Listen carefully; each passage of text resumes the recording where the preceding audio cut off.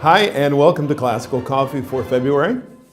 Today we're going to talk about the performance coming up this Saturday, February 9 at the Zeiterion Theater, of Haydn's great masterpiece, The Creation.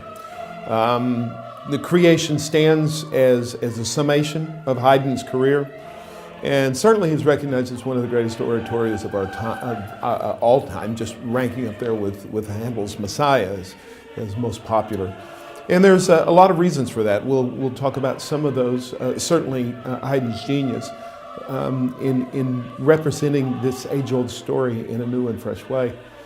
We're very excited about in this performance that we're going to not only have a wonderful chorus, Providence singers, singing with us, but also we have three just outstanding vocal artists that will be joining us. The soprano soloist is Teresa Wakeham, who sang with us a year ago with Messiah. She is a rising star with an international career, really noted for performances of early music.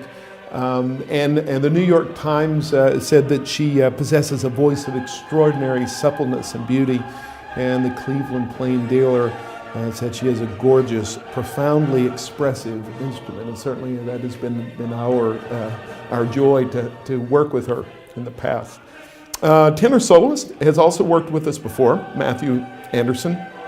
Matthew has sung for a couple of years the Messiah with us. He has just a warm, lyric, delightful tenor voice and polished musicality. He was a winner in the second prize in the 2010 Oratory Society of New York solo competition. And he's been a prize winner in the American Bach Society vocal competition, and many others. He sings regularly in Boston with the renowned Emmanuel Music cantata singers at the Emmanuel Church, and sung with the Handel and Haydn Society and many others. Our bass soloist is Paul Guthrie, also now in the Boston area. Very well known for his performances of early music. He's sung in the U.S. and internationally, and with a group called Sequentia that he's recorded with. He also has performed with Boston Camerata as well as Chanticleer. So he's a very polished artist as well. So we're very, very excited to have them with us and joining us for this performance. Now, Creation is a work that really comes from the mature mind of Haydn. In the early 1790s, Haydn made two trips to London. Really had never been very much of anywhere outside of Austria before this, and he was invited by the great impresario Salomon to come to London, and he was asked to write for each visit a set of 6 symphonies, which are now known as the London Symphonies. And during his first visit in 1791, he attended a performance of Handel's Messiah that just completely changed him.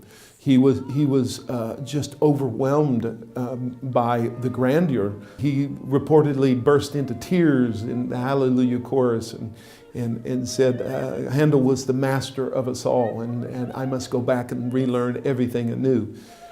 On his second visit, he determined that he would love to write an oratorio, something like that himself. And he was given by Salomon a libretto that wove elements of the creation story from the King James Bible with Milton's Paradise Lost.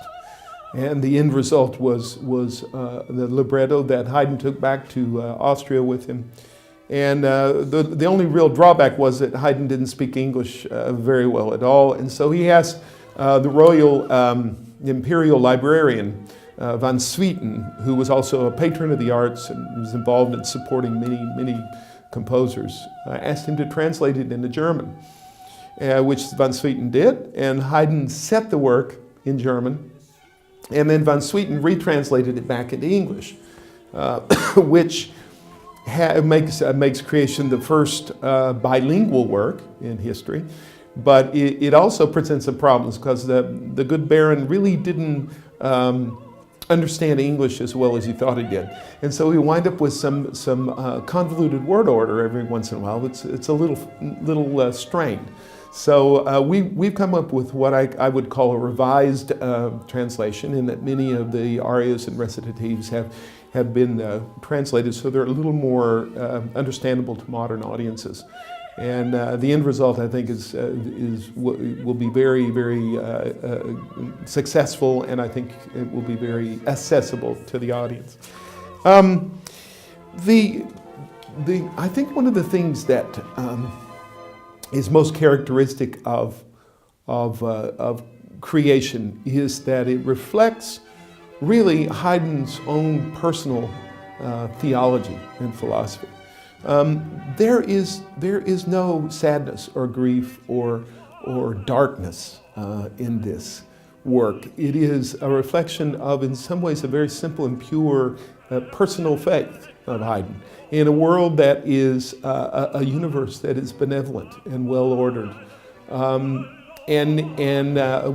that, one could say, naive viewpoint, especially from the standpoint of the following Romantic period, might be a weakness of the work, and actually turns out to be its greatest strength, because Haydn expresses everything from a very, very personal standpoint of joy and wonder and appreciation for creation. So the end result is something that's very captivating and very moving, and quite frankly, at times quite funny too.